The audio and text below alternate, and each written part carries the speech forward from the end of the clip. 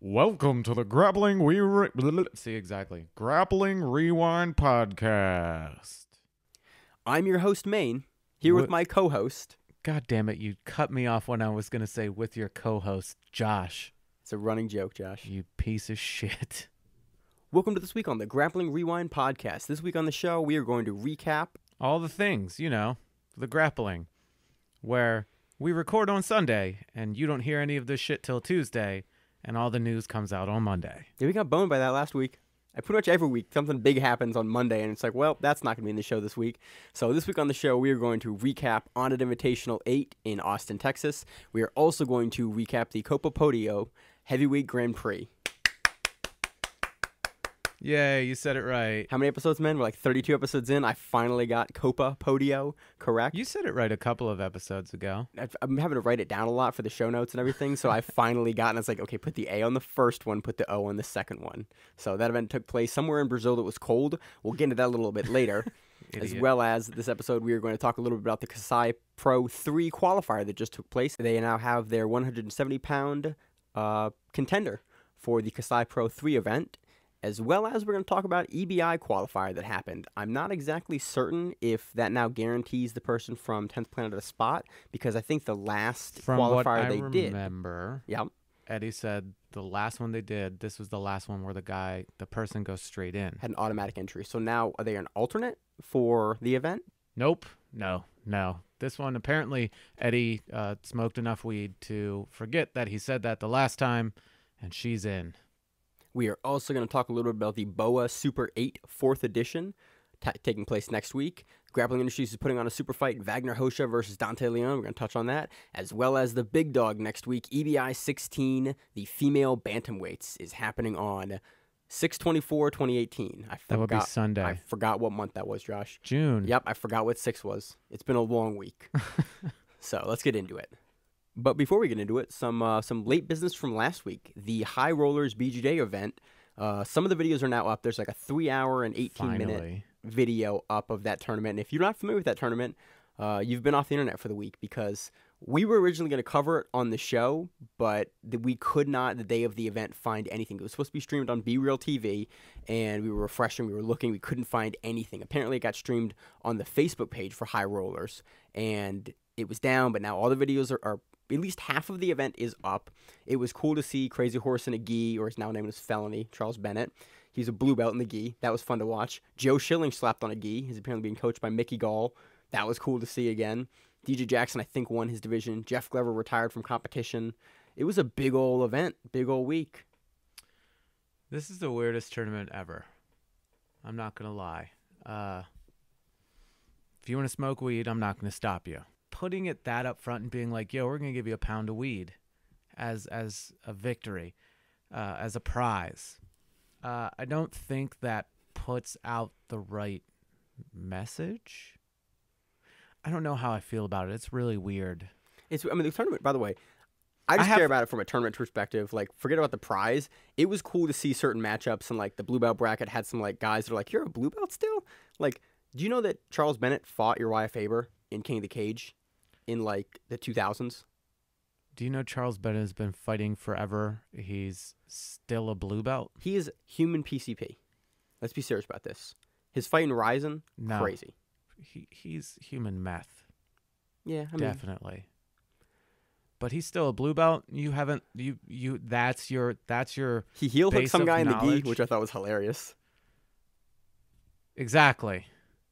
I don't know. It was an interesting tournament. It's definitely an interesting event. I just care about it from a competition perspective. I could really give a shit less about like the weed. I don't care if you smoke pot. I do not care. They were smoking pot during the event. Like, there was a fight that broke out, and both guys smoked weed, and then we're like, now we're cool, and they competed again.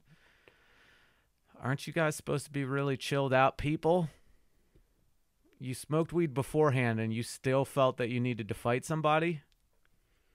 Turn up to 11, Josh. That competitive setting gets them going. They just see red, and they got to go.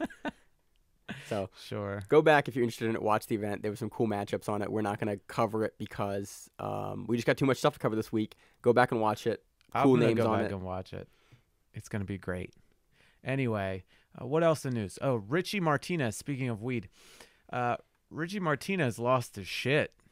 on the interwebs. Yeah. So apparently, so he posted some stuff, and everyone kind of went, and this is a little harsh for being directed at his school. Basically, like, if you don't show up at this time, basically 6 a.m. or 6 p.m. to go to my competition class, like, I don't consider you my student. And he wrote that. Apparently, he was upset, and he put a redaction to that out. Basically, was like, hey, this was just geared towards the competition students at the school. This wasn't directed towards, like, our general members and everyone else in the affiliation. It was just directed towards basically the guys that are trying to be good competitors and, like, claiming they're about that life and not showing up to these classes that are, like, claiming to be my students. You're not showing up. I don't know what you're doing. Like, show up. That's what his redaction was, and that makes a little more sense. But the way it was written initially was the internet tore him apart for that. Fuck y'all. You're not my students. I'm not going to promote you. It's like, I'm just going to buy a different colored rash guard. Like, that's the only thing I really don't understand about 10th Planet as a system.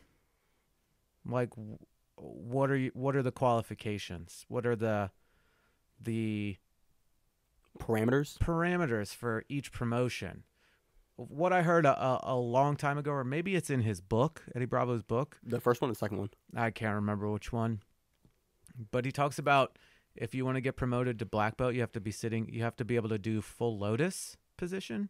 Is that, I don't even know if that's a position. That's a position in the system. I'm aware of that, but I don't know if that's actually true or not. I might just be pulling this out of my ass. It might have been something that I saw on the internet.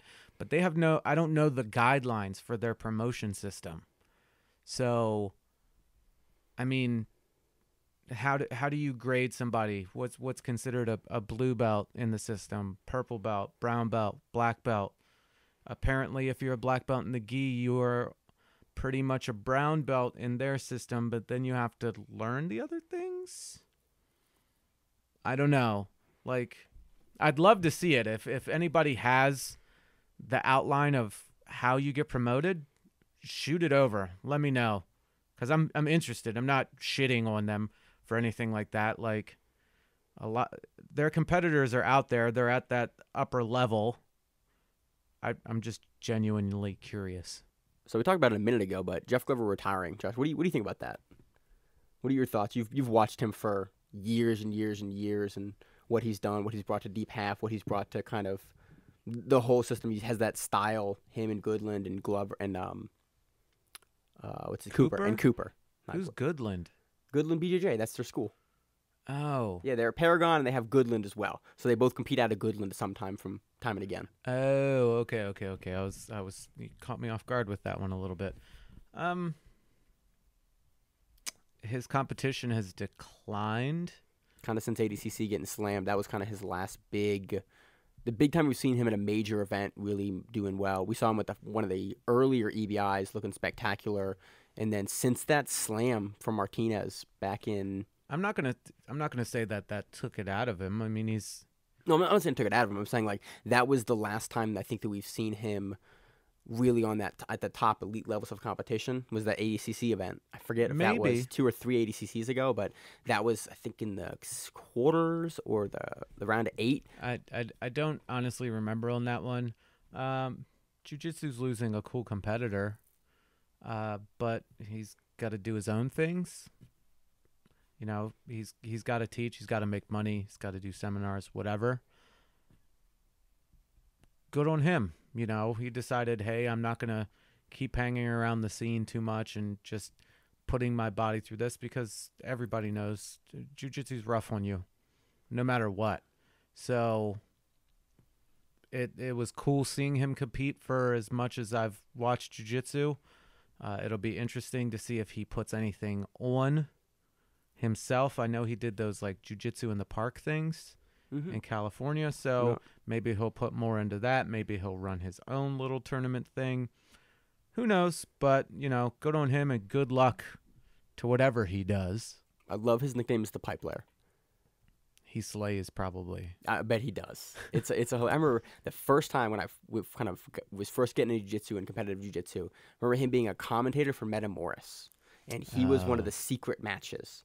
And this dude came out with jiu-jitsu tattooed on his knuckles. I was like, who is this guy? Like, it's Jeff Glover. I'm like a white belt. I'm like, I don't know who that is, but okay, I'm down. And he came up like right from commentary, took his stuff off, walked onto the mats. I was like, this is dope. Like this is how the sport works all the time. And I realized that was like a one-off thing, but that was my first introduction to Jeff Glover, and it was cool to see that back in the day. I remember just being on one of the older jiu-jitsu forums and him talking about doing steroids. And that, I'm serious. And it, like, the internet was like, oh, what the fuck? And he's like, dude, seriously? Like, come on. It's like, I believe he was helping out on The Ultimate Fighter or something like that. And he was like, I'm not taking it to get big. Do I look like a big person? No, I got to recover. How do you train like all day, every day without doing something? And he was like, I have a feeling a vast majority of people in jiu-jitsu do steroids. And as Maine and I have gone into depth about, openly talked about it, we don't care. We want you competing at Josh, your best. You don't care. I encourage it. I want guys on steroids. Like I said, every episode we bring it up. Like Josh is like, I don't care. It's either way. I'm like, get on steroids. I want to see you doing it at the events between matches. Recover good. I want to see shark serum in your side. You put an elephant testosterone in your neck like between matches. I want to see it, Josh. I don't give a shit. All right. So again, he retires. Bummer. Hopefully we'll see him doing something else soon. So that does it for news. So on to talking about the EBI qualifier. Liz Tracy is now a 16th person. She is the second 10th planet person in there. Well, in the bracket, right? It's 16-person bracket, so they always kind of seed them last. Typically, they usually put them in the 16th seed. Yeah, is in the bracket where they put them, so they're usually on the lower. Was that lower right or left hand side of the bracket? Normally they're at the upper right hand side, but they're up. Right. But they're up against like the person that everybody assumes is going to win a lot of the time. No, they always seed them like so they get one first round is like. If you're 16, you should be going against number 1. Then I think I'm wrong there because usually they get a round of like a middle person, and then they run into the big guy. I think on one side of the bracket. I think they're always put on the harder side of the bracket. Yes. And they always run into somebody, and it's very rare.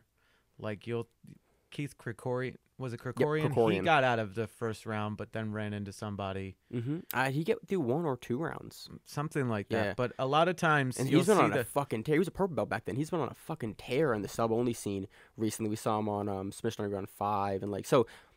We've seen legit people come out of the qualifying event. Yeah, but you're also running into, the Vagner Vs and the Gary Tonins and the Gordon Ryans and the big dogs as it be. Yeah. And no one fares well against them anyway. So exciting to see Liz Tracy. She showcased some good stuff. She really wanted to get her opponent out. Tapped her in the final round of the event. Tapped her. Didn't make it go to overtime. It's not as long. The qualifier is not as long as I thought it was going to be. Eddie made a speech in the beginning of it where I was like, why are you even saying? He's like, we don't even have that many women. I'm like, that's not something you really want to talk about. That's not a selling point. That's not a selling point that's going to get more women in there. Just be like, hey, you guys are the grassroots of this, of this movement, of this sub-only female movement, even though it's not sub-only. We've talked about it. If you want to hear Josh's thoughts on sub-only, go back a couple episodes. Basically, Josh's thoughts on sub-only are, if the match is an hour and a half, match is an hour and a half. Right. So that's sub-only. That's true submission only. This is, rounds that can only be ended in submission or they go to overtime.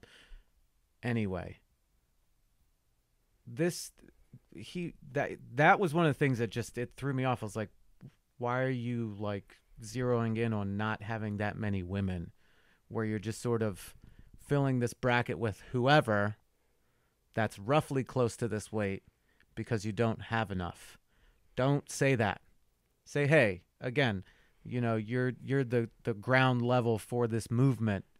Let's show the world what we have and build from here and keep continuing to build up women's jiu-jitsu and building up our program in women's jiu-jitsu and only seeing, blossoming levels. It eventually evolved into that where it's like, we started out with X amount of black belts, and it was these guys, and now it's all of these people. But the beginning of the speech was a little odd. Yeah, yeah. But again, Liz Tracy flew out from Portland Yes. for this event, so that's always cool to see like people from the association coming out to these events that are not You're just making local. it seem like Portland is really, really far away from California. Oh yeah, I forgot the other side of the country works like that. Not gonna lie, Josh, I totally forgot. Thought it was like, oh, it's across the country.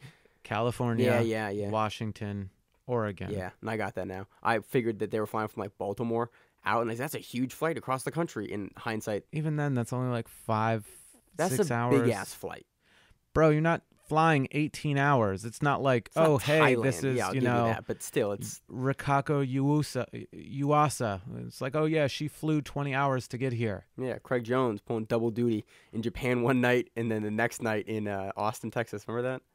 Yeah, you know, he's not, it's not a huge gap. All right, Josh. Every week with the geography here. So she is on the event. Go back and watch the qualifier. It is on Eddie Bravo's YouTube channel. It's about an hour and a half long. Some good matchups. 1 hour and 27 minutes. It's always The cool. shortest one Yep. that I've seen. Definitely. But it's always cool to see what's your alternate, or not alternate, what's your 16th seed. Not seed. What's your one of your Your competitors looks second like. slot, your Yes. final entrant into it, it's normally kept under wraps until, Like the week before, which is The why it's week- coming out now. yeah, the week before. So, It's always cool to get a little preview of exactly what the competitor looks like leading up to the event in the rule set against similarly sized right, and competitors. seeing a little bit of their game as opposed to, most of the competitors on the card, and when we cover it later in upcoming events, we will go through that competitor list.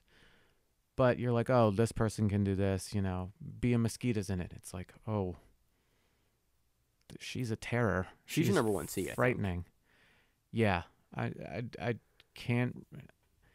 Is Bianca Basilio in this too? I believe so. She was. Yeah. She's a nightmare to deal with. So, it's going to be awesome to see how it turns out. But again, we'll talk about it a little bit more in the upcoming events. So, Liz Tracy, your second 10th Planet qualifier. So on to Onnit Invitational 8 in Austin, Texas. Yeah. So do you want to expound upon that a little bit, Josh? They seem to throw together the worst commentary teams. Oh, we're going to start there? Yes. Oh, I don't get it. I last don't either. last event, it was the woman that had a sore throat that couldn't speak. No, that was the one before that was on at 6? Yeah. Okay. They had Jason Ellis on this event. Remember, 7 was the one that got pulled down, and then it was like chopped up, and Michelle Watterson was on 7, and there were the kids There was on the there. kids on 7. This event had Jason Ellis, who they touted, they didn't tout, they joked about him being an MMA fighter. He has 2 MMA fights, both by submission wins. He doesn't understand jiu-jitsu and openly talked and made jokes about not understanding jiu-jitsu. I don't know how much jiu-jitsu he actually understands. We've seen him go against Shab. He's got a bunch of other stuff online. He grapples, obviously. But I couldn't tell if he was being funny or if he legitimately didn't understand a bunch of the positions that were happening. I don't think he does. And I Like, think at all. they used him as like a personality. He has a podcast. So they're like, oh, yeah, he can talk, which is fine. And he can talk. That's fine. But that doesn't add anything to the commentary team. Talking and doing commentary are different things. He didn't understand this. If you watch anything 10th Planet-y, which is what the Onnit Invitational is, it's a 10th Planet showcase tournament. There's nothing wrong with that. They have super There fights. are other people from other gyms There as are. well, but it's based out of the 10th Planet Austin, Yep. which is in the Onnit. And most gym. matches have a 10th Planet guy in them. Like it's a 10th Planet showcase. I'm fine with that. I like professional grappling. The guys that you're getting paid at the end. Frank Rosenthal won the 145 bracket.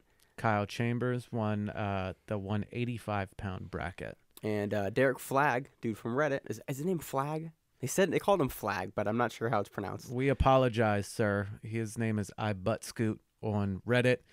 He won the fastest submission. Heel hooked him quick. 13 seconds, according to the interwebs. 13 seconds. It was fast. Yeah. But the commentary was weird to hear them talk about positions and then it was weird to hear Ellis chime in, and basically the information he provided was, I don't understand what's happening.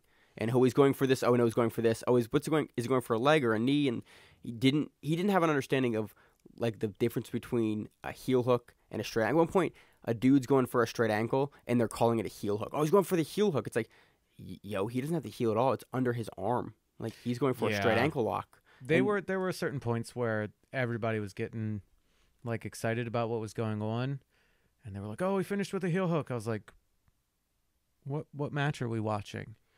Oh, he's attacking the knee. It's like, yo, he's in 50-50, and they're both looking at each other. He's not attacking the knee bar. Like it was odd to hear a professional event have commentators that didn't seem to understand. And one defense, the one guy he did. Okay, so in their defense, if you actually look at how the event is set up, they're not looking at monitors. They are across the mat at like a slightly raised platform that they're watching the event. Right in front of the mat. Yeah. Right. But I will give them that there are certain positions that maybe they can't see effectively, and so they're trying to call stuff they can't see, to their defense. But there were certain things where you'd see a guy do a 50-50 transition to something else, and they wouldn't know what he was doing. They had no idea, and they didn't know how to call it. They were calling the wrong things, and it happened repeatedly. It was weird. They run 8 events, and this is a problem every single one of their events. The bigger problem with all of their events is the actual audio itself. Maine is probably more on it than I am, but if you have a good audio stream, I'm happy. It was touch and go. Ellis's mic went out. He couldn't hear. It was kind of quiet at certain points. They kept reading the names. They kept not cutting out their commentary mics when they would do the intros for introducing the grapplers. And I like that they like really added that and made that. Or maybe I'm just forgetting that they did it. No, they've always done it. But usually, what you do in those events is you cut out all auxiliary inputs to your broadcast when you're doing any sort of pre-recorded tape. So when they did tailor the tape for the competitors, usually what you do is you play that as its own ad block or its own section with no other inputs going out of your broadcast. Yeah. And they didn't cut the mics out, so you hear the audience mic, you heard the commentary mic, and you heard the tail of the tape mic at the same time. You're like, why am I hearing three people talking over each other? The loudest. It was the loudest. It was good, and they balanced the audio like okay, but it's weird to see.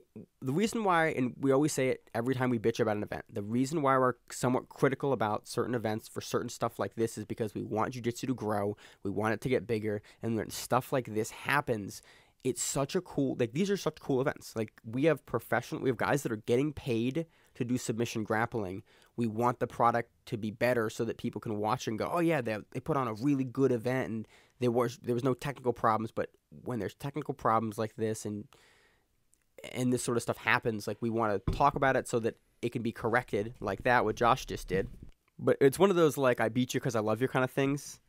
Yeah, I mean, don't get me wrong. We watched the event. The fact that we found out that it happened and they were putting on grappling, it was awesome. So we're like, cool, this is more jiu-jitsu to watch, more people that it's like, oh, we don't know this guy, but then we hear about them, whomever it is. I haven't really heard of Kyle Chambers. I know about him now. You know we've covered him before, right? Probably. All right. But, that's like saying keep track of every single guy that you've covered in these 32 episodes so far. We had an episode where we covered 106 different people in the episode. You counted it? It was the SUG episode. We had 5 events and we covered 112 matches that week. Oh yeah. And then I counted because there was some crossover. Some guys were on a couple events. I thought it was 120 some. Man, it was over 100, whatever it was. I thought it was 112, but we covered 106 different grapplers that week. I bet you one of them was Vagner Vs, and that's the only one that I'll remember. Craig Jones was on the week too. Okay. That's fine and dandy, but again, it's really hard to keep track of every single person. It's not like we have one of those like a database, Josh? One of those. Or even one of those, like when you see in police shows where they have the center person and then they have the little web that goes out to everybody and everybody's picture is pinned. Dude, that would be amazing. The crime scene diagram. Yeah. Where it's like the connections for all the mob bosses. And it's like, oh, this guy did this here. This murder scene here. We're putting all the red tape together. Exactly. Yeah, on the board. What's that called? That. Spiderweb? I don't know. I'm too Yeah, fucking stupid. We don't have one of those. So if you have one of those, BJJ Heroes is the closest thing we got to that. And they, like IBJJF and other big organizations, they don't really like little organizations and guys that aren't like world championship black belts. Yeah. If you're not a top guy, they don't have a page for you. That's why we're here. Like, dude, Nathan Orchard didn't have a page last time I checked. He should. He beat AJ Aguilar. Yep, and that's when I checked, Josh, and that's why I was like, okay, who to beat? Boom. Oh, he has no page. Like, guys that are relatively known in the scene don't have pages, so I can't wait till like a topology database comes out or a ShareDog database comes out that's as expansive as that is. The problem and why that's so easy is because that's all commission results. They get not subpoena, but they get that stuff from the commissions, and whatever the commission reports on, they pull that because it's a public record of a fight, and so they can get it that way. That's why those databases are so expansive. Well, now that we've gotten completely off track. Completely. There were a lot of heel hooks in this event. Somebody said it best. They said it about EBI. I forget who it was, but they said EBI would look exactly the same if the only submission that was legal was heel hooks. This event wasn't like that. There were some blue belt matches. There were some other. There's a whole bunch of mixed matches. Yeah, there was some triangles and there was some other stuff. Head and arms. There was a bunch of stuff that got done, but the majority of the subs at this event were heel hooks, followed closely by knee bars, followed by straight ankle locks. It's the brand new thing. No gi. Like, why would you pass the guard? Why would you take somebody's back? Why would you do any of that if you can rip their fucking leg off? Why would I need to get good at guard passing if I can just sit back for a leg with 10 seconds left and rip your foot off? That's not saying people aren't, but I get what you're saying. Like, for instance, Frank Rosenthal, match started, he sat. Yeah, all three his matches. It was an invite to come into his guard, try to pass it, and try not to get heel hooked. Jump into my guard, bro. Jump into my guard. God, don't do that ever. Ever again, please. You don't like my Finnish accent, Josh? Jump into my guard, bro. God, stop. Yeah, it's a lot of heel hooks, but again, some of the things that you see, we made mention of this before, that the 10th Planet guys are more still on that like 50-50 style in a big way leg lock system, as opposed to Frank Rosenthal, for instance, since he's a Danaher guy.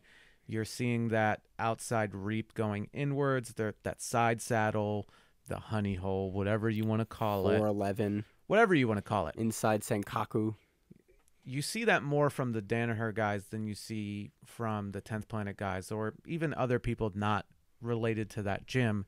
You see a lot of them going more for the 50-50 entanglement than anything else. Overall in the sport, it's definitely the more common entanglement. It's been around a few more years, and a lot of gyms will do it more often because it's legal. That 50-50 entanglement is legal. You just add the heel hooks in an environment where that's legal. But in the gi and no gi, most gyms guys are fine with 50-50. And then in a pro event, you just add the heel hooks, or a high event, you just add the heel hooks into it. It's fine. The inside senkakus, all that stuff, the inside leg reap. A lot of gyms, I think, still are. It's more frowned upon for the only upper level guys can do that in the gym. I think if you're showing and teaching leg locks, reaping should be the first thing you teach before you do it.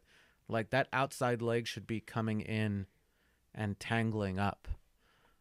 Even when I didn't know what the word reap was, or the fact that I did 50-50 before it became named the 50-50, you know, I was like, what's the best way? Because I was awful at jiu-jitsu, and the only thing I was semi-decent at was leg locks. So I was like, how do I slow people down? How do I hurt them more quickly? And, you know, going into that 50-50 position and going into those outside to inside reaps, 411 honey hole, whatever the name you want to use is. Whatever you want to call it. You know, I figured those things out. I'm not saying that they're, you know, on a Gordon Ryan, Eddie Cummings, John Danaher level or anything like that.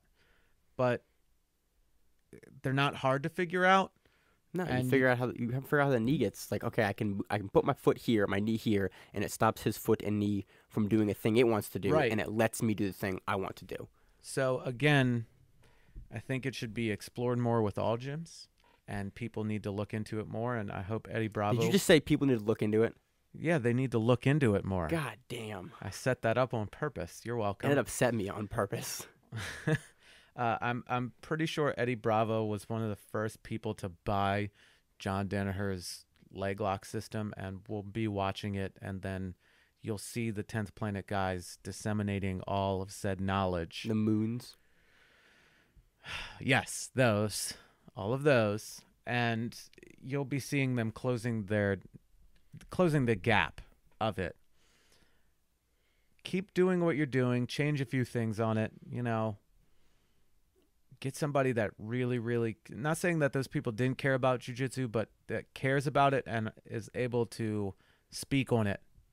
Commentary wise, tell your video guys or whoever's running your board to stop cutting to the commentary people's faces when there's a match going on. There was less of that this one. There was much but it less still of that. happened. Yeah. And just make sure your audio's good. But other than that, it was a fun event to watch. It's on YouTube. It didn't get taken down. No UFC copyright claims, whatever the hell that was about. It was some music last time. Whatever. No, I think it was an ad that they had run in the middle of their broadcast. That was also an ad that was appearing on Fight Pass, and so they got taken down for that reason. I think is what happened for Onnit 7. Whatever. That's stupid. You've got more people to look out for. Frank Rosenthal, obviously. We've seen him like 3 weeks in a row, man. A whole Just bunch killing it. Another DDS guy that we'll see on EBI in the next year. Kyle Guarantee you. Chambers, even Derek Flagg or Flag, however you say your name. I kept hearing Flag, and as your name is on Reddit, I butt scoot, or I love, what was it? Bring it up really quick.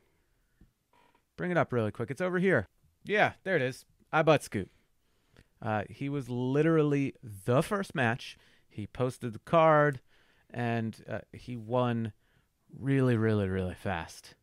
It was awesome. I love it. Some fast subs, Josh. In, Yeah. out, get that paycheck. Wins $500 too. Friend for it looks like on Reddit he's a 4-stripe blue belt, I think, or 3-stripe blue belt. Winning $500 as a blue belt for a tournament win, that's some cool shit. That wasn't around when I was a blue belt, but I was probably shittier and couldn't heel hook a guy in 13 seconds. I mean, you probably could, but you just didn't happen to be in a tournament where you would get $500 for it. Sweet. So that's Onnit Invitational 8. Check it out. It's on YouTube. There's some really fun matches. The 45 bracket is good. The 85 bracket is a lot of fun. And there's a host of super fights on it as well that are worth looking at. So some exciting events happened this weekend, Josh. We had the Kasai Pro 3 tournament, the qualifier event for the 170-pound division for Kasai Pro 3. That came out kind of a stupid. But and Mateus Lutz wins his division and gets that entry into Kasai Pro 3. I don't know if it's actually Lutz. It might be Luch. I don't know. It's Portuguese, man. I'm aware. It's Luttes. Luttes. And that might not actually be his name. It might be a nickname. But this is what we have off of the Instagram. He's a Marcelo guy. He's a brown belt. Dope competitor. World champion in the color belts. 2-time Nogi world champion in the color belts. 5-time Pan champion Nogi. Like, dude's decorated. Dude's the kind of guy that we like to see on these events. So he wins the advanced bracket. He gets to go to 170. He gets to go to 170. He gets to go to Kasai 3 at 170. So it's exciting. Yeah, he fills that 8th person as that slot. So it'll be cool to see him compete. When we get a full, do we have a full? We have close to a full card. I think we do now. I'm talking out of my ass, but I think we do.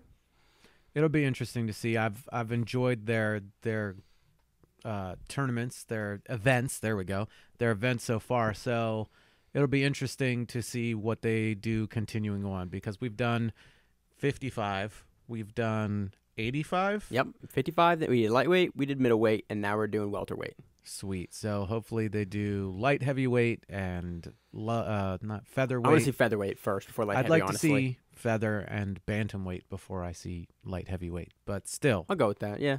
Those are exciting. With Kasai's rule set, I think that'd be the most exciting.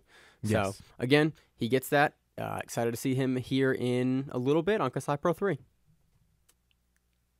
So, on to our breakdown of Copa Podio Season 5 finale, the Heavyweight Grand Prix. Did I do the O again? Josh is shaking his head at me. Copa Podio. You used the A.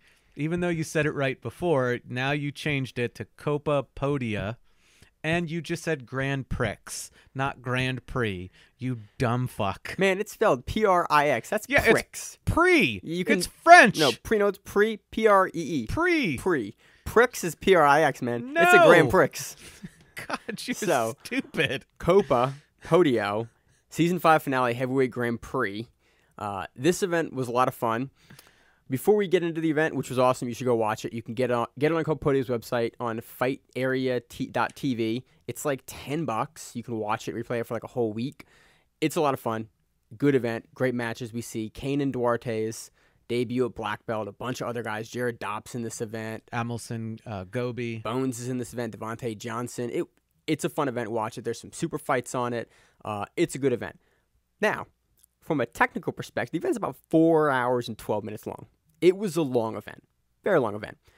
There is a buzzing on the broadcast of the event for the entire 4 hours and 12 minutes and 6 seconds of the event.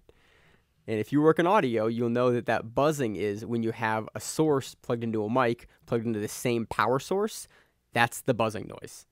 And it went on for 4 hours.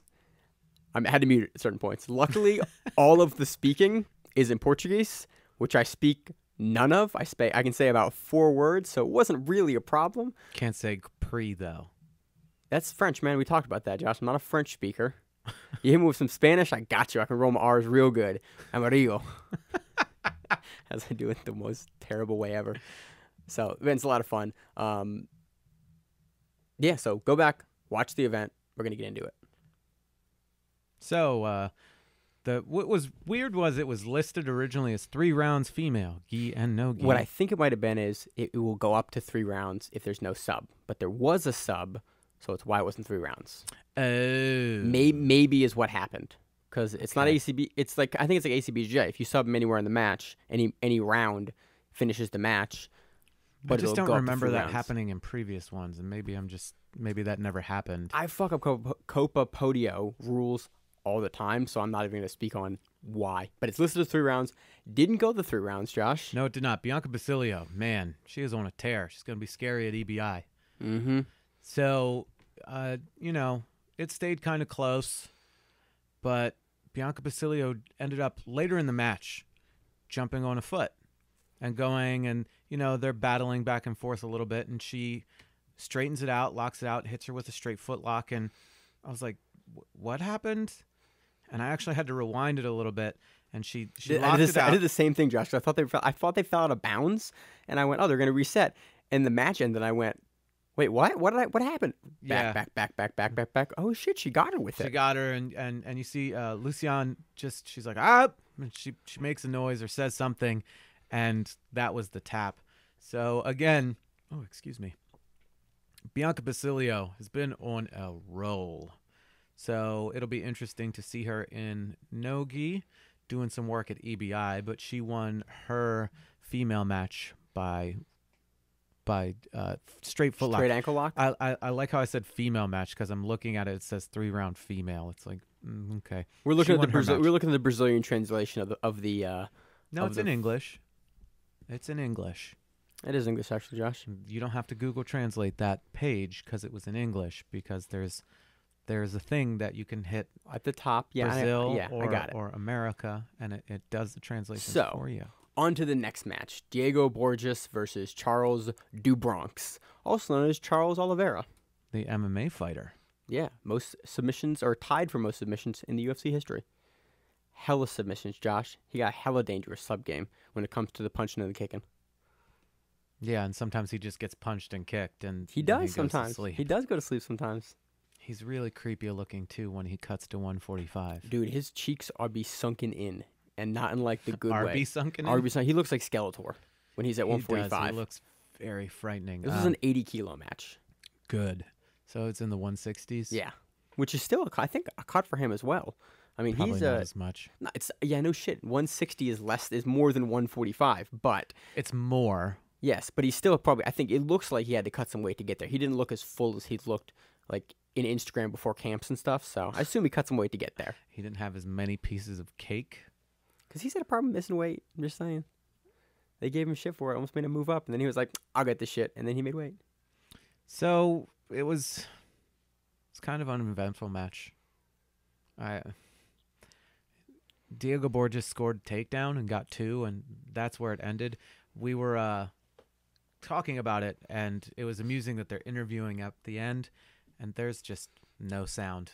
Yeah, so again, I think there was an audio issue. I think the board was blown or something, because there's that buzzing noise the entire time, and they're doing an interview with Charles Oliveira, and you can't hear them like at all. Like there's no audio. It's not like, oh, I can't understand them because it's Portuguese. Can't hear them. So no idea. So there actually might have been commentary for this event, Josh. It just wasn't broadcast. Possibly. But who knows? So when I was watching it, I was like, there are people talking right now, right? So maybe because I started to watch the replay again, I just forgot and they just cut it out. I don't remember. I don't know, because the only people I can hear are the announcers on the arena broadcast system. That's getting picked up on the mic, because it seems like they have the crowd kind of mic'd, and so that's being picked up. But there's no other broadcast audio present in the entire event. Yeah. So let's get on to the Grand Prix. Grand Prix, Josh? Grand Prix. Got it. I always love these. It's really cool. It's the same thing almost.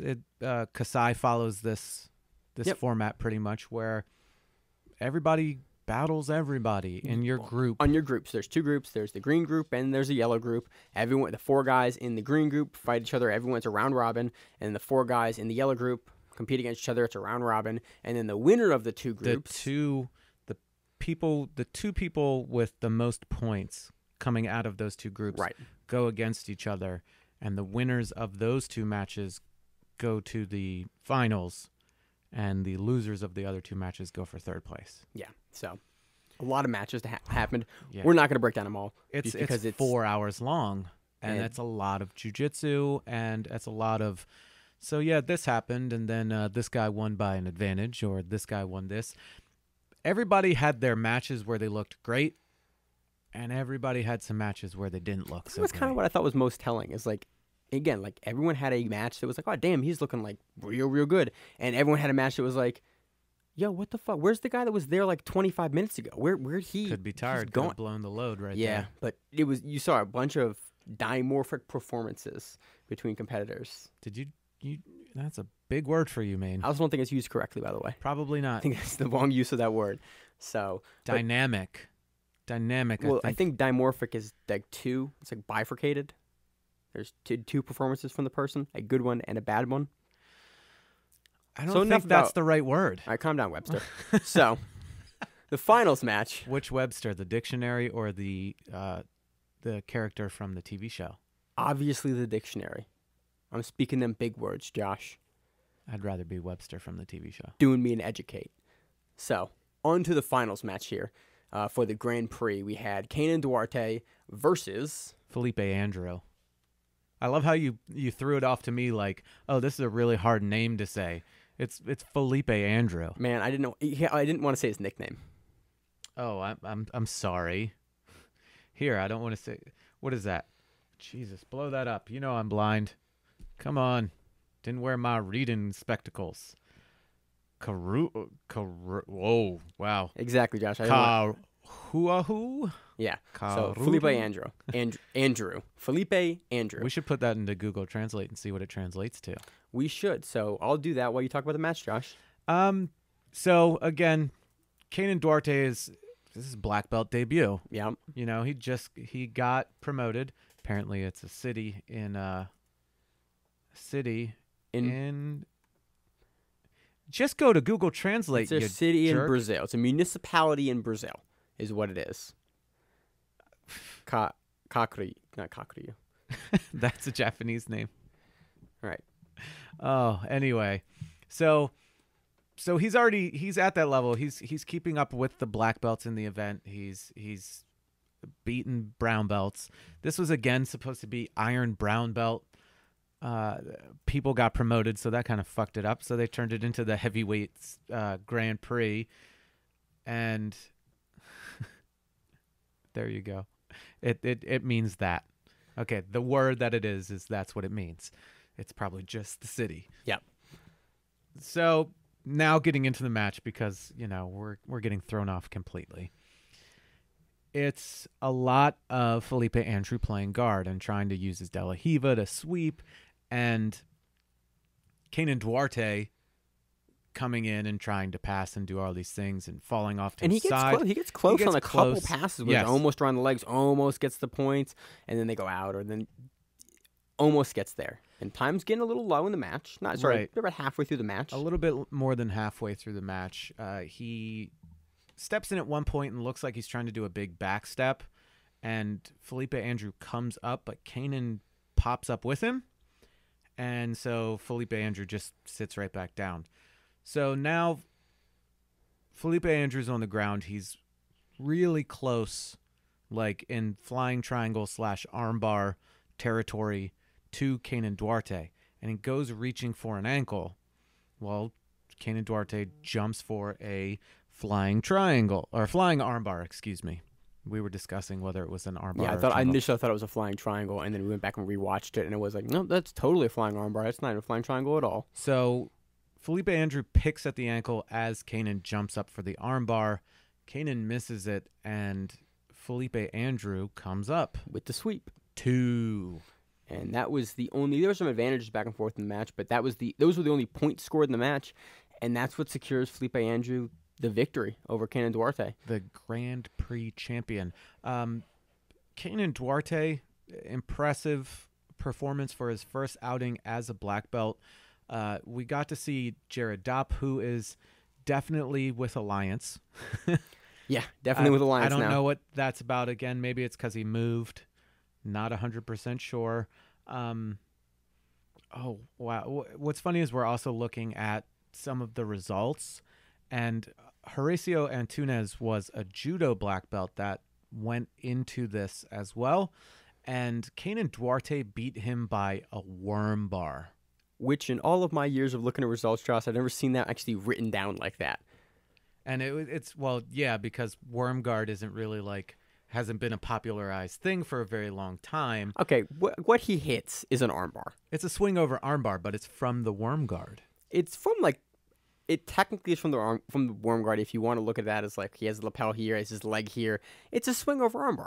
That was called an armbar. He only had the one arm, and he swung it over and bellied down immediately and started extending the hips and hit it. Are we really going to call all these armbar variations by their variation name? This is a dead orchard. This is a one-arm triangle. This is an over-the-head neck crank armbar.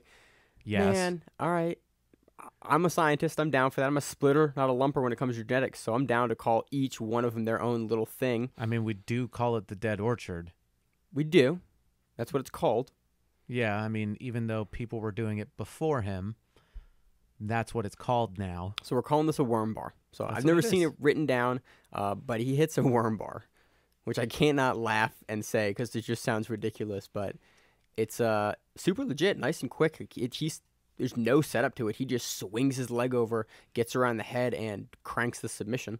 Right, and actually his first 3 matches were won by submission: toe hold, worm bar, and triangle. You're going up against these dudes. You're stepping up in competition. Technically, No, you're not. You've been a black belt for a while now. You just didn't have the actual belt. We can bullshit all you want. Dude was a black belt and then got the belt that said he was a black belt. He's not doing any stepping up in competition. He's been there. Well, technically, yes, he is. It doesn't matter. There was an article on it. It's how these people did the following year, what they did at the next belt, so on and so forth. We don't know yet because... Oh, we know now. We do know now. Yeah, but who the people that he's going to be going against at the black belt level, come Pans or Worlds, think about those. Yeah, they're kind of different level of guys. So, again, Felipe Andrew crushes through his guys too. Reverse triangle in the first round, mounted triangle in the second round. Wins by points versus Renato Cardoso, 9-0.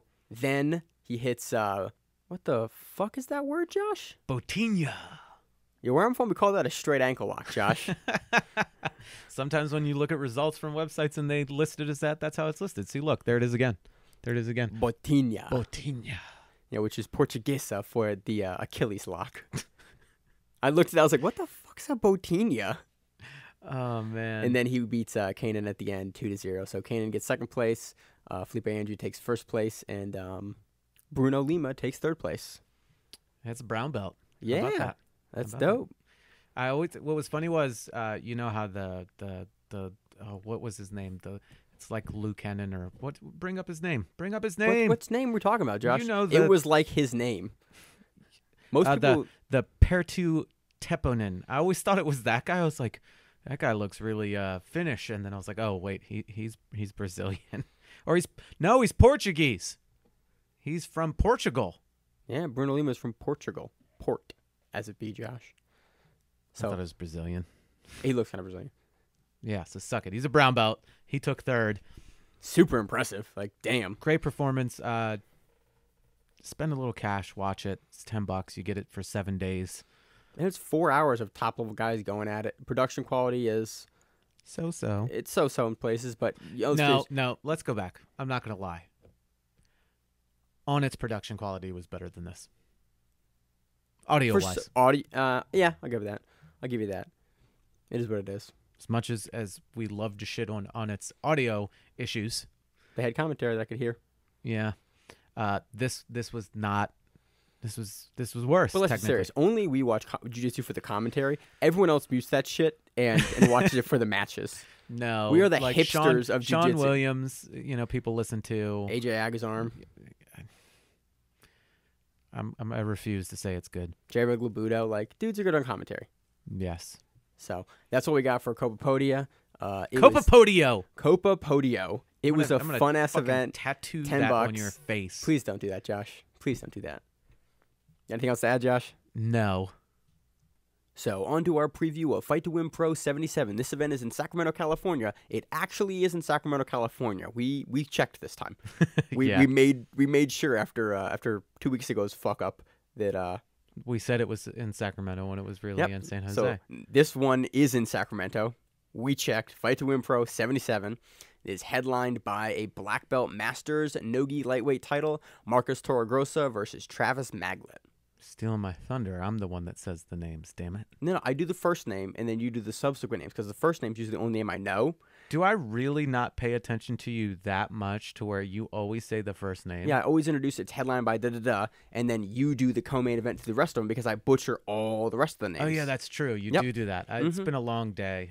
Dude, we're both dying right now. Exhausted. I was sick 2 days this week.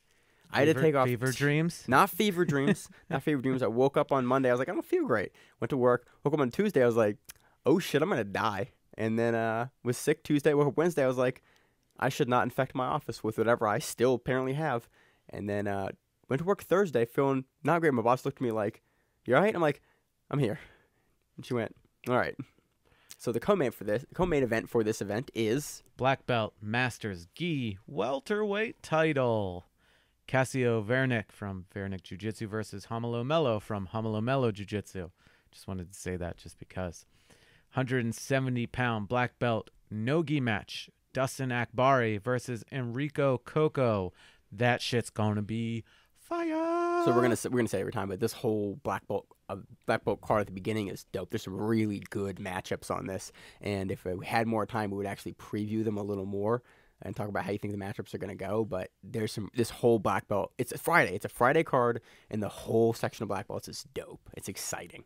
Yes. Super heavyweight black belt gi match. Ernest Mello from Inside BJJ Podcast. Shout out. Versus Alex Huddleston. Black belt gi match. No weight on this one.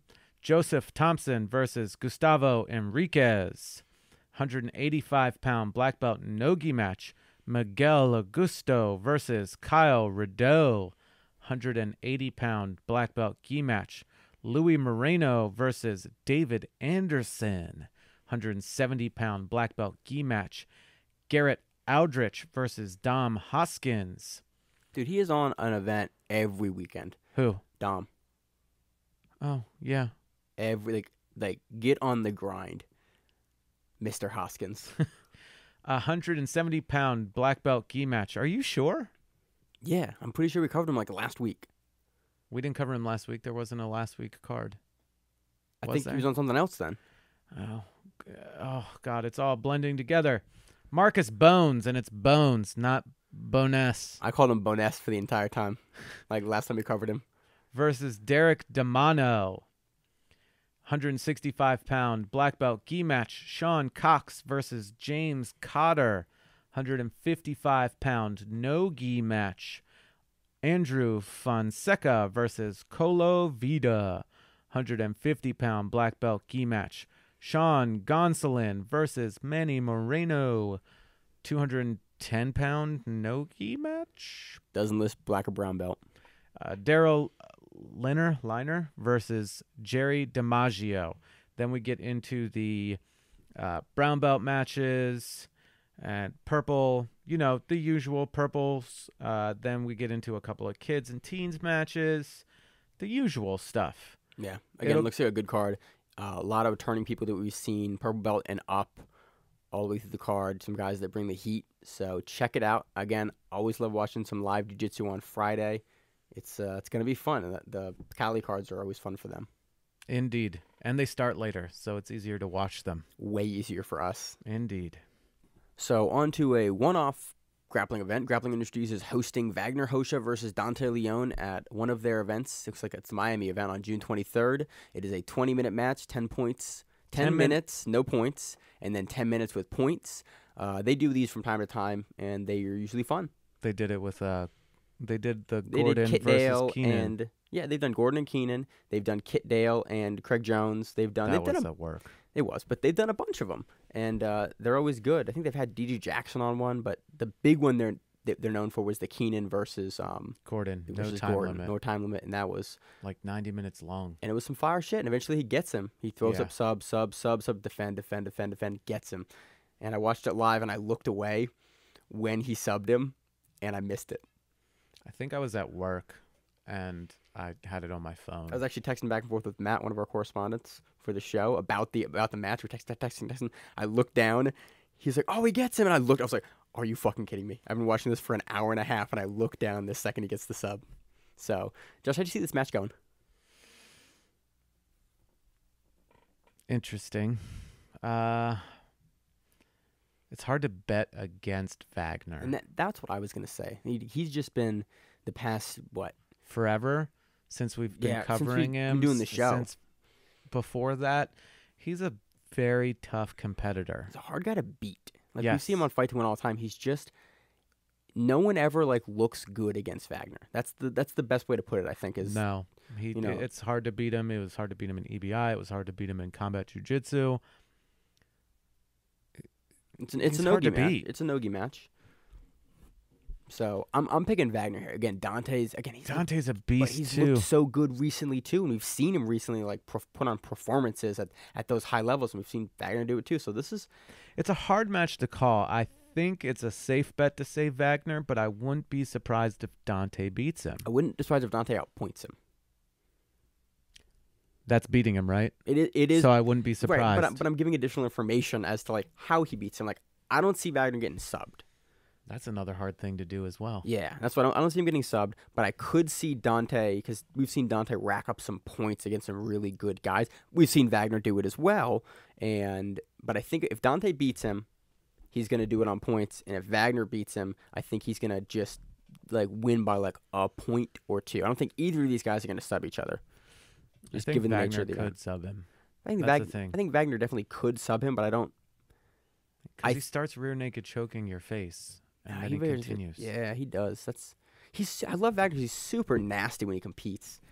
Yeah, he's one of the nastier guys we see compete because not in a bad way. Definitely not in a bad way. In a competitive sort of way. I love watching him compete because you just see what's allowed in competition and him just do it with zero regard for the other person because that's what's allowed in the competition. I love it. So that is happening on June 23rd. Anything else to add, Josh? Watch it. Yeah, watch the shit out of it. So moving on to Boa Super 8, the 4th edition. This event is taking place on June 23rd, and it should start at 7 p.m. I think Flo does a lot of things in Central Time. Okay, but it's in Australia, so I hope they're not listing the local time, which they've done before. So I have no idea when the event starts. This is an event, honestly, I don't know a ton about. They put a 30-second teaser / promo out, and I am hyped for it. It looks great. Even the lineup they have James Brown. So what Josh and I know about it. 8-man tournament, at the 88 kilo division. Winner gets 20,000 Australian dollars. What's the conversion rate on that? It's monopoly money to It's monopoly money. monopoly money to Chinese yen, Josh. It's Australian dollars.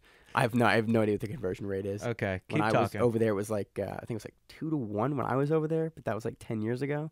But I could be wrong and an idiot, which we've established on this show. So this event has James Brasco, DJ Jackson, Craig Jones, Ben Hodgkinson, Robert Dib Frias, Felipe Pomaski, Michael Perez, and Charles Negromonte. I'm interested to see if we see Craig Jones versus Negromonte again, because we saw them at Nogi Worlds and Negromonte knocked him out in the first round when he was coming off that 80cc hot streak. So I'm interested to see if they put them on the same side of the bracket. Wouldn't surprise me, but... You know what we talked about hoping to see and then didn't get to see it? What? Craig Jones versus DJ Jackson. Did we not see that? No. When was that supposed to happen? What event was that? Because we talked about it, and you and I were excited. That's what it was. It was Kasai Pro 2, or I think it was Kasai Pro 2. Yeah. We were super excited to see it, because, yeah. It was roughly the same weekend as the fight to win Maryland, and he couldn't make it up there for some reason or another. Yep. That was a lot of fun. So hopefully, I would love to see that matchup. This whole card, it looks great. Apparently, there's a bunch of super fights on it as well. I can't find any information on who else the is super fights on it. I assume there's going to be a bunch because their 8-man bracket is usually going to be pretty quick. They usually will put super fights on cards like this to fill out the rest of the event. So what's the conversion ratio, Josh?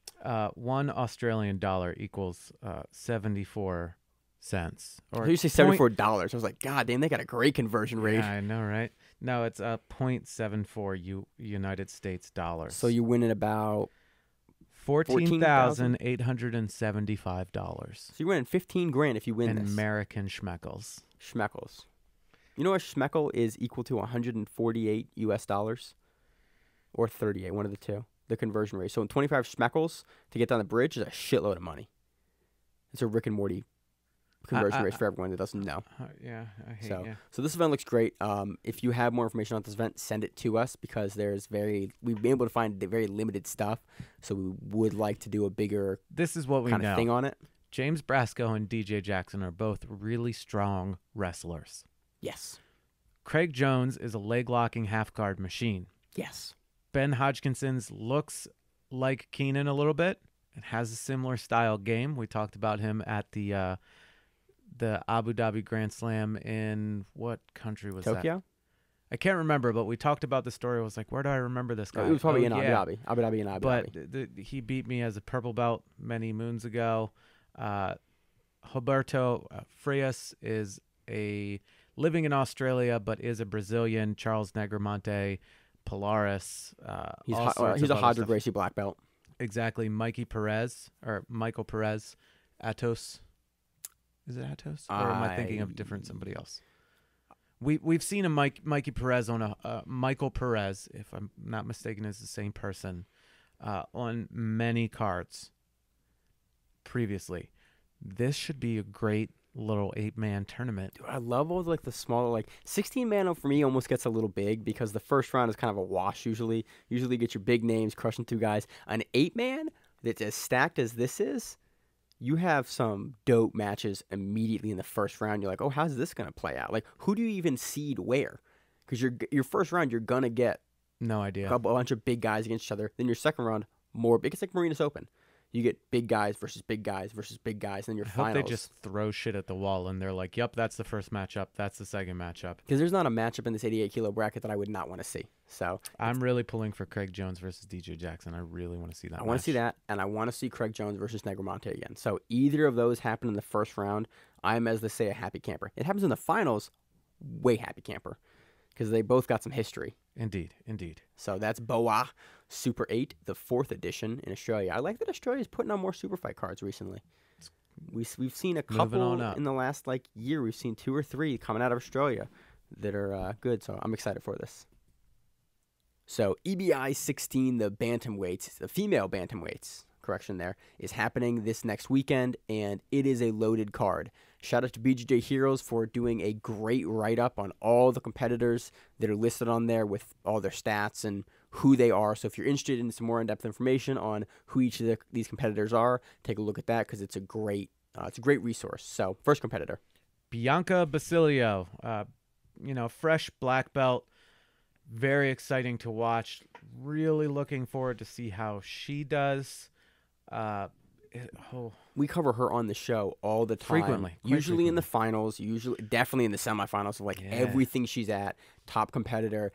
She's one of the people I'm most excited to see on this in this bracket for the women. There's a couple I'm excited to see, but she's the one I can see taking it. Super explosive. Very, very excited to see that. Erin Hurl, who, again, we kept seeing her in like these high weight classes, and here she is at the 135 weight class. Yep. We see her at Fight to Win a lot, and we see her in IBJJF a lot. That's where we see her mostly pop up. It's very interesting. I love watching her compete. She's got a great spider guard. She's she moves well. It'll be interesting. I have not seen a lot of her no-gi game though. Yeah, we typically see her compete in the gi. We've typically seen her. Not seeing that she doesn't. It's just Maine and I typically see her. And when we covered her for the show, we typically see her competing in the gi. So I like seeing people branch out. Brooke Mayo, who is fighting out of the Nick Diaz Academy, formerly with Team Alpha Male. So I don't know much about her. So BJJ has a small write-up on her, and I'm going to read through that. But again, I think they always put a couple dark horse people into these brackets. I think she's one of those. Going to Sophia Nordeno. She is fighting out of Hilti Jiu-Jitsu, Scandinavia. You got a lot of those sleepers coming out of that area. Yeah, we had a lot of big grapplers come out of the Finland and the IKEA countries recently. So I'm really always hate excited that you say that. The IKEA countries? Yeah. Everyone knows exactly what. Norway, Sweden, and Finland. Man. Sweden? Norway, I'm from Sweden. Norway, Sweden, and Finland. There's been some monster grapplers coming out of there recently, and especially with the trials being over there. The ADCC being over there, I think it did huge things for the sport in that region. We're seeing more and more big competitors coming out of there, so I'm excited to see her flying over to be in this event.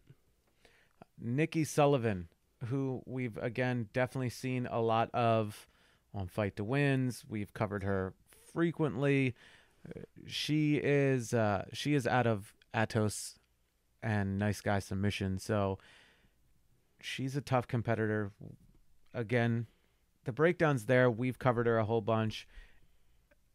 I'm not going to say, we look forward to seeing what she does in the match, because it's like, it's all a wash until we get to see when the brackets come out, which will probably come out tomorrow. And we're like, you motherfuckers had to wait till Monday when we're recording. I will give them credit. Usually the brackets come out the day after. It's usually like Tuesday. So usually we're at least the show's out at that point. But yeah, Nikki Sullivan.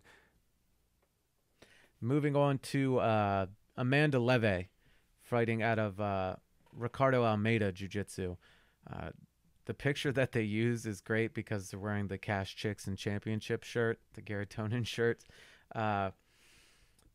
So she's gonna be versed in the leg locks. So it'll be really, really interesting to see how far she goes. She's a brown belt.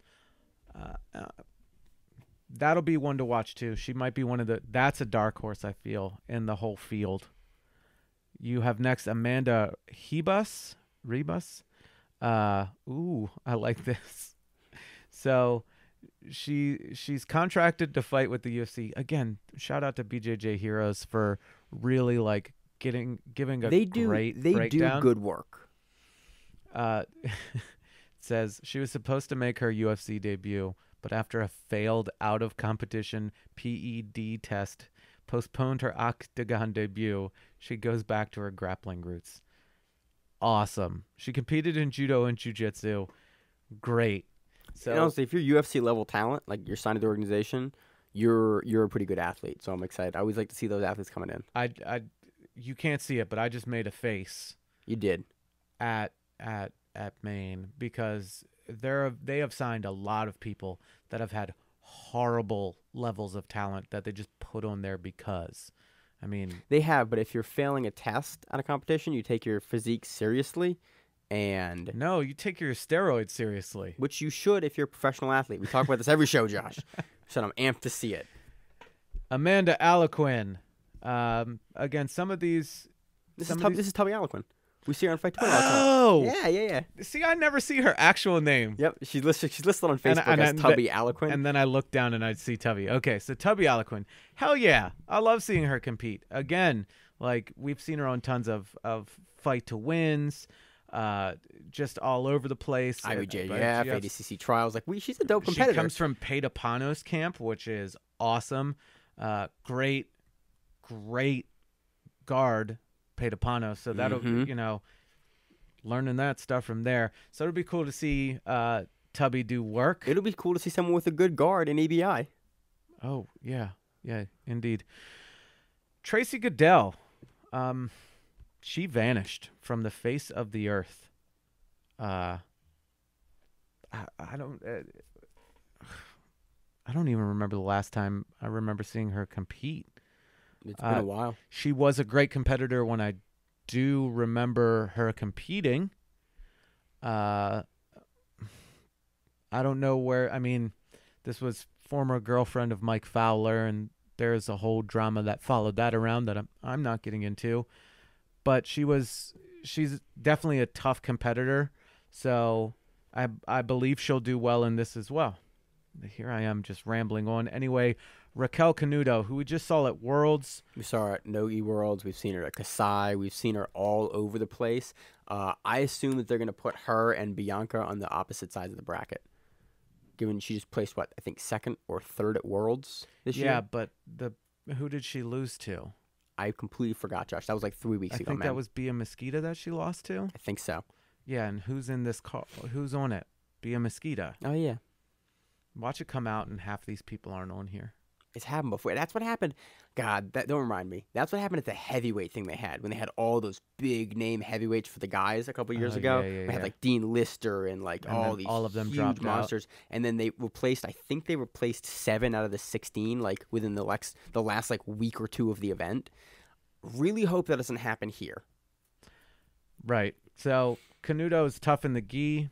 I have not watched her in no-gi. No. We've seen her in Kasai. She was in no-gi in Kasai.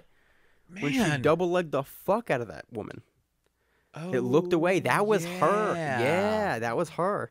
She was listed as an odd name. She was listed as Raquel Paului, not Raquel Canuto, and that's what confused us before when you were trying to preview the card. Yeah, that's right. Oh yeah. Oh fuck. So we've seen her compete in nogi. She was dope in nogi. Yeah. So you have Talia Marie Vaughn, just like BJJ Heroes. I've never seen her compete in no-gi. I'm assuming that you have no-gi experience. As much as I don't like training no-gi, Man, this is 2018. This is 2018. no-gi. Everyone has no-gi experience. Like it's 2018. People train in no-gi. You have Miri. Niederauer. I'm sorry. I'm butchering. Is it a German name? It might be. It looks like the same spelling as Nebuchadnezzar. Kind of. No, it doesn't. That's not even but, close. No, but the letter orientation looks similar. So like I assume it's got some similar phonetic things in the way it's pronounced. Niederauer? Maybe. I don't know. We're bad at names. Purple belt, no-gi world champion 2017. So you know she's got the skills. You know she's basically a black belt. If you're winning the no-gi world championships, a purple belt. That's how that works. Yeah, you're a pretty serious competitor. Yep, you're on this big stage. And then we have Bia Mosquita. That is the worst picture ever. You couldn't find a better picture? Any picture. She's a fucking monster. To put it lightly, Josh, yes. I think that is the best way to put it. I think we're going to get Bia and Canuto on one side, opposite of the bracket, and we're going to get Bianca and Hurl on the other corners of the bracket. That would not surprise me for how they set this bracket up. So, how many people was that? There's one more. We have Jess Bermudez with no information on this athlete from Padilla BJJ. Mike Padilla competes on EBI all the time. We see him on the superfight circuit on every fourth or third event. He's on doing something. We've seen him everywhere. So he's on that event as well. She's on that event as well. My bad. And rounding it out is Liz Tracy, who, again, just won the 10th Planet Qualifiers. So a lot of these people, I think, are just going to get there by the wayside. Bia Mosqueda Look, as EBI does. Strong lock for the finals. Bianca Basilio, strong. Depending on where they seed them, if they put all of these tough competitors on one side, I'm going to be really mad. So usually what happens for EBI, and we have seen it happen both ways, and Josh and I have talked about our problems with the seeding before in EBI. I've seen them do it where they put all the big name competitors on one side of the bracket, so you're guaranteed to see those matchups. But recently they've done it the correct way, which is you seed them kind of properly. You put your big names as far away from each other as you can, and they meet in the quarters and in the semis. This event, they should be able to do that with the big name women that they got. This is definitely the most prestigious women's event we've seen them run. The previous one was good. This one is talent stacked, to say the least. Indeed, yes. Who is the current EBI 135-pound bantamweight champion? There isn't one. Did they do was it the flyweight last last one time? at 115 or 125? I don't remember. But I want to say it was at 125. Man, we should really know that. We should. But I forgot. I think it was EBI 14 or 13. Back more. Was it that long ago? I think we've covered it on the show. 12. We've covered it on the show, so it couldn't have been that long ago. True. But we're rambling here. So this event should be really fun. This is, again, by far the highest level of females we've seen compete on EBI. Super excited for it. Love that they're showcasing women's jiu-jitsu, because Josh and I, constantly talk about that's not showcased enough. So it's great to see the 10th Planet and EBI showcasing that. And in true Grappling Rewind fashion, we were going off of one article and then find other information. So we're just going to leave that one part in, and now we're going to add some more. So Lila Smadja is actually in, supposedly. This is what I hate. They really don't release one full thing that has we can't. all of their we can never competitors. find. This is the problem we have with EBI every time. We can't get a fucking competitor list until the day of the brackets are released. Okay, this is still on the event. So right now we have I think about 20 women or so that could be potentially in this event. A lot of the ones that we did cover: Amanda Ribas, Bia Mosqueda, Nikki Sullivan, Talia Marie Vaughn, Tubby Alaquin, people like that. They're still on there, but Lila Smadja is on there, supposedly. Sophia Nordeno, supposedly. Kayla Patterson. Some of these are tentative. We also have all of these. We also have all of these super fights that are all CJJ fights, like Combat Jiu-Jitsu. Yes, Bobby Emmons, who replaces Vagner Hosho as the challenger. To Boogie Martinez. So that's for the 170 belt, because Boogie has that belt right now at 170, and Bobby Emmons is going to see if he can take it from him. There's also a female combat jiu-jitsu match, but then you also have Luana Alzugir in there. Multi-time world champion, is a beast. I don't know if that's going to be if she's going to be one of the it looks like she's one of the entrants into the actual tournament, not one of the female competitors in the CJJ match. Also, we have Pamela Aguirre. Rough. I really wish they gave you here are all of these competitors, and I understand people can get hurt, people can get sick, update it, other obligations. Just update it and let people know. Yeah, we also have a combat jiu-jitsu match: PJ Barch versus Mikey Gonzalez. I love combat jiu-jitsu. I think they were talking about... okay. So, apparently, in combat jiu-jitsu now, are there up kicks? I think so. There was talks about adding them, which I would be excited about. It makes more sense. So Josh and I talked about this. Josh Nostradamus this shit in an episode. I think when the first combat jiu-jitsu thing came out, Josh said, wait for it. Give it a couple events. They're going to add up kicks. And I went, why would you add up kicks? You're just doing MMA at that point, like MMA light. And then they had some problems, and boom, up kicks are in now. I think. I'm not going to guarantee I'm that. not going to guarantee them, but there was discussion that they're in at this event. So we will see. The commentary staff will have no idea, per usual, with combat jiu-jitsu, because they have never read the rules. I really hope that they read the fucking rules this time, because... Who's the one guy again that I always hate? You always remember his name. Scott Ross? Yes, that guy. No. Scott Ross. TJ DeSantis, again, has been growing on the both of us, and he's doing better and better each time. He's a professional commentator, and he takes his job seriously and does good commentary. Scott Ross, terrible commentator, terrible referee. You want to hear about that? Look at our last EBI episode where Josh espouses on this. Just watch the last 10 Planet Qualifier, and he's there being a terrible referee. Yeah. So this event's coming up. This is a huge event for grappling. EBIs are always a big, big deal. That is going to be running while we're recording. Man, again. I know. When every it was on that Saturday. When it was on that Saturday, it was awesome. So this is going to be one of those things that we're going to pinch in on like a Monday at a random time so we can get this in. It's not going to be a random time. Usually what happens is if you're a card that runs on Sunday night that finishes at 1 a.m., we finish up recording. Then we go back and rewatch it Monday afternoon as soon as we're off work at 5. Josh gets to my house at 6. We record from 6 to 9. I finish editing the podcast by the skin of my teeth at 11:50, and it goes out midnight Tuesday morning. We only did that once so far. I've done it 3 times. Where I've got to make edits and fix shit we fucked up.